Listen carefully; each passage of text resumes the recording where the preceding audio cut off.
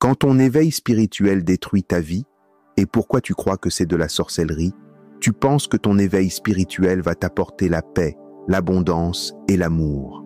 Mais au lieu de ça, tout s'écroule. Tes finances se bloquent, tes relations se brisent, ton cœur se vide, ton corps vit des sensations étranges comme si quelque chose t'attaquait, et tu commences même à croire qu'on t'a jeté un sort. La vérité, c'est que ce n'est pas de la sorcellerie, c'est l'éveil lui-même. Pourquoi l'éveil spirituel déclenche des blocages? Effondrement des anciens programmes. L'éveil n'est pas l'ajout de lumière, c'est d'abord la destruction de l'ancien. Tes structures intérieures, croyances, habitudes, identités, schémas familiaux, karmiques, doivent tomber. Ce nettoyage intérieur se reflète dans la matière. Finances qui se bloquent, relations qui éclatent, solitude imposée. C'est la vie qui retire ce qui ne correspond plus à la nouvelle vibration. Confrontation à l'ombre. L'éveil ouvre la conscience, mais il ne fait pas disparaître l'inconscient. Au contraire, il l'éclaire brutalement. Les peurs, colères, blessures refoulées remontent comme des vagues. Tant que tu refuses de les intégrer, elles apparaissent comme attaques ou sorcellerie extérieure, alors que ce sont tes ombres qui crient pour être reconnues. Choc vibratoire. Ton corps, ton aura, tes chakras passent d'une fréquence dense à une fréquence plus élevée.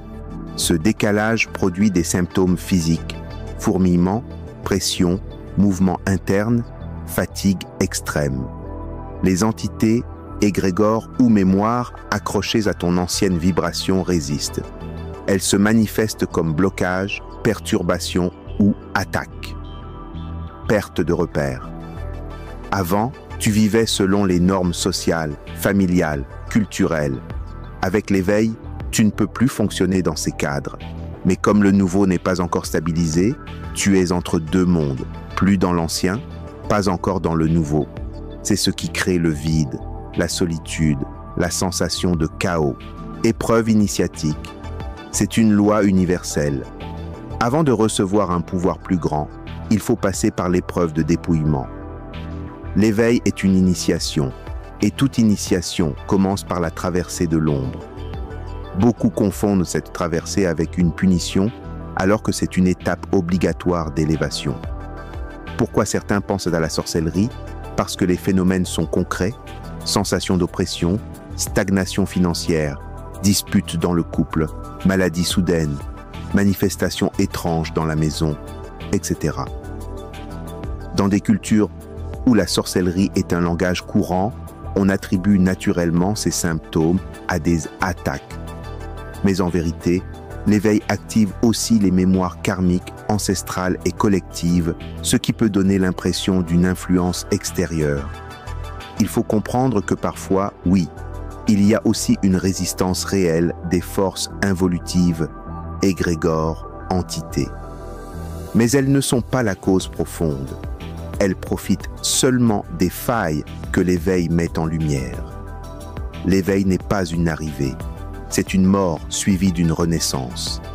Ce que tu appelles blocage est en réalité le processus de démolition de ce qui n'est plus aligné avec ton être véritable. Comment comprendre ce chaos? C'est là que la cartographie vibratoire d'âme devient un outil sacré. Elle te montre les karmas que tu portes, les dons que tu dois activer, les ombres qui cherchent à être intégrées, tes blessures profondes et la mission d'âme qui se cache derrière ces épreuves. Quand tu comprends la mécanique de ton âme, tu cesses de craindre la sorcellerie. Tu vois clairement que tout est une étape de ton initiation. Alors, est-ce que tu veux continuer à subir ton éveil comme un chaos incompréhensible ou apprendre à lire ta cartographie vibratoire d'âme pour transformer ces blocages en porte vers ta vraie lumière?